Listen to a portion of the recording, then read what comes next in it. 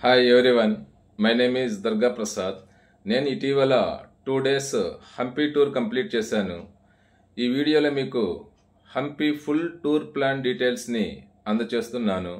అంటే హంపి ఎలా విజిట్ చేయాలి, అసలు హంపి ఎలా రీచ్ అవ్వాలి, హంపిలో ఎక్కడ స్టే చేయాలి, హంపిలో లోకల్గా ప్లేసెస్ని ఏ విధంగా విజిట్ చేయాలి, దీంతోపాటు ఈచ్ వన్కు ఈ 2 డేస్కు యావరేజ్న హంపి టూర్కు ఎంత ఖర్చు అవుతుంది అనే వివరాలన్నీ కూడా మీకు ఈ వీడియోలో అందజేయటం జరిగింది. కావున ఈ వీడియో స్కిప్ చేయకుండా ఎండింగ్ వరకు చూడండి. మా జర్నీ విజయవాడ రైల్వే స్టేషన్ నుండి కర్ణాటకలోని హోస్పేట రైల్వే స్టేషన్కు ప్రారంభించాము. మేము ప్రయాణం చేసే ట్రైన్ నెంబర్ 17225. ఈ ట్రైన్ విజయవాడలో నైటు 7:30కి బయలుదేరుతుంది. హోస్పేట చేరుకునేసరికి తెల్లారి మార్నింగ్ 8:15కి చేరుతుంది. ఇది రెగ్యులర్గా నడిచే ట్రైన్. దీనిలో sleeper class, third AC, second AC కూడా అందుబాటులో ఉంటాయి. ఇదే హోస్పేట్ రైల్వే స్టేషన్. ఇక్కడ నుంచి 1 కిలోమీటర్ దూరంలో హోస్పేట బస్టాండ్ ఉంటుంది. అక్కడికి షేర్డ్ ఆటోలో చేరుకున్నాము. అక్కడ నుంచి 12 కిలోమీటర్ల దూరంలో గల హంపి పట్టణానికి బస్సులు అందుబాటులో ఉంటాయి.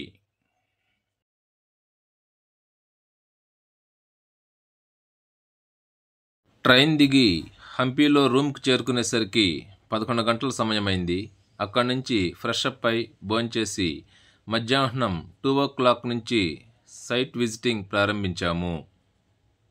డే 1లో హంపిలో ముందుగా శ్రీ విరూపాక్ష ఆలయం, శ్రీ విరూపాక్ష స్వామి టెంపుల్ యొక్క పుష్కరిణి, ఆ తరువాత శ్రీ వినాయక స్వామి టెంపుల్,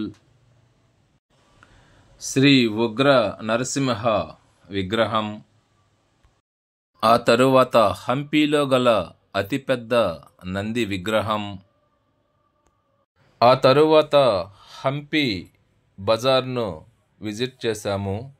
ఇక్కడే శ్రీకృష్ణదేవరాయల వారి కాలంలో ధనధాన్యరాశులు, వజ్ర వైఢూర్యాలు ఈ రోడ్ల ప్రక్కన కుప్పలుగా పోసి అమ్మిన మార్కెట్ ఇది. హంపి విరూపాక్ష స్వామి క్షేత్రంలో గల ఎలిఫెంట్. ఇప్పుడు వరకు మీరు చూసిన ఈ ప్లేసెస్ అన్నిటినీ కూడా హంపి డే 1లో భాగంగా మేము విజిట్ చేశాము. వీటిని విజిట్ చేయటానికి ప్రత్యేకంగా వెహికల్ అంటూ ఏమీ కూడా మేము తీసుకోలేదు. ఇవన్నీ కూడా జస్ట్ వాకబుల్ డిస్టెన్స్లోనే ఉంటాయి. హంపి డే 2లో భాగంగా ముందుగా మేము లోటస్ మహల్ను విజిట్ చేశాము. ఆ తరువాత ఎలిఫెంట్ స్టేబుల్ను విజిట్ చేశాము. భూగర్భ శివాలయం, రాజరిక వంశపు రాణులు ఉపయోగించే స్నానశాల, శ్రీ విజయ విఠల టెంపుల్, రాజ తులాభారం, రామాయణ ఘట్టానికి సంబంధించిన ప్రదేశం. ఎంతటితో హంపి డే 2 విజిటింగ్ ముగిసింది.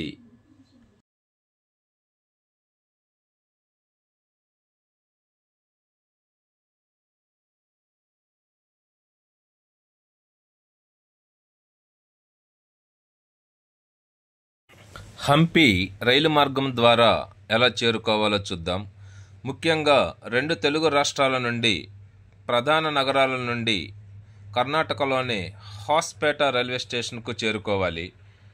హోస్పేట నుంచి హంపి 12 కిలోమీటర్ల దూరం ఉంటుంది. అక్కడి నుంచి ఈజీగా చేరుకోవచ్చు. ఇక నెక్స్ట్ విమానయాన సౌకర్యం కూడా ఉంది. అది ఎలాగంటే హైదరాబాద్, బెంగళూరు నుండి ముందుగా విజయనగర్ ఎయిర్పోర్ట్కు చేరుకోవలసి ఉంటుంది. విజయనగర ఎయిర్పోర్ట్ నుండి హంపి 35 కిలోమీటర్ల దూరంలో ఉంటుంది. అక్కడ నుండి టాక్సీలో ఈజీగా చేరుకోవచ్చు.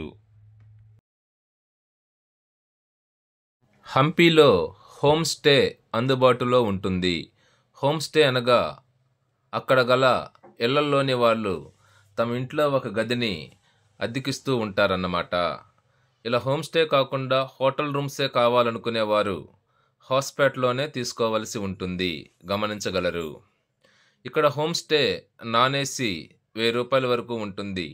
ఏసీ అయితే ఒక రూమ్ ఇద్దరికి కలిపి 1500 కలెక్ట్ చేస్తారు. అంతకంటే తక్కువ రేట్లో కూడా ఉంటాయి. అవి అంత నీట్గా ఉండవు.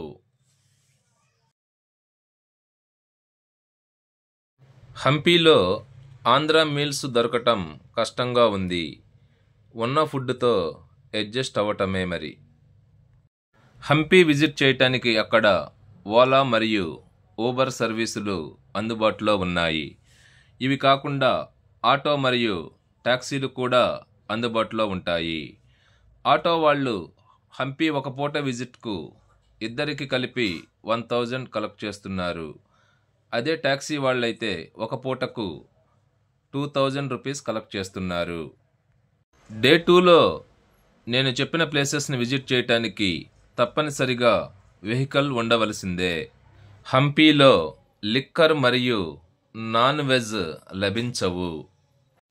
మన తెలుగు రాష్ట్రాల నుండి హంపీ టూర్ని 2 డేస్లో కంప్లీట్ చేయటానికి ట్రైన్ ఫెసిలిటీస్తో కలిపి 5000లో కంప్లీట్ చేయవచ్చు. అంతకంటే తక్కువ బడ్జెట్తో కూడా కంప్లీట్ చేయవచ్చు.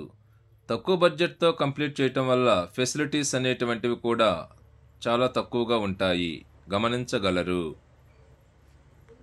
మన రిటర్న్ జర్నీ హోస్పేట నుంచి విజయవాడకు ప్రారంభించాము. మన ట్రైన్ నంబర్ 17226. ఇది హోస్పేటలో సాయంత్రం 3:35కు బయలుదేరి ఆ తెల్లవారుజామున 3:15కు విజయవాడ స్టేషన్కు చేరుకుంటుంది. ఇంతటితో మన హంపీ యాత్ర కంప్లీట్ అయ్యింది. Thanks for watching the video.